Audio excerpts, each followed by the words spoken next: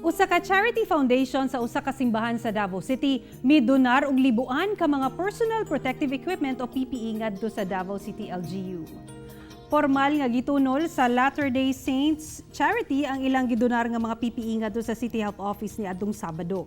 Gilangkuban kini sa kapin 7,000 ka disposable face mask, 1,800 isolation gown set, 1,200 ka bodysuit, 1,800 ka botelya sa alkohol, 1,000 ka face shield ug 3,000 latex gloves. Iapod-apod kini ngadto sa mga medical frontliners sa Davao City. Gawas sa mga PPE, gidonar usab ang gamit sa i-demolish nilang simbahan sa Maa aron ihatag ngadto sa eskwelahan sa Maa, Davao City Jail ug uban pang nanginahanglan.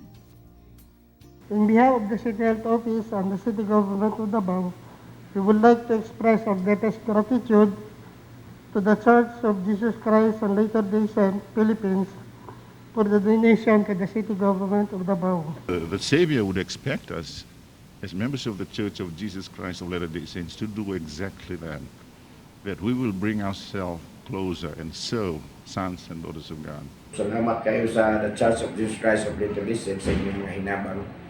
Kaya kining mga gamit ninyong gihatag sa amo kining ampingan o kinasing-kasing namo nga gidawat.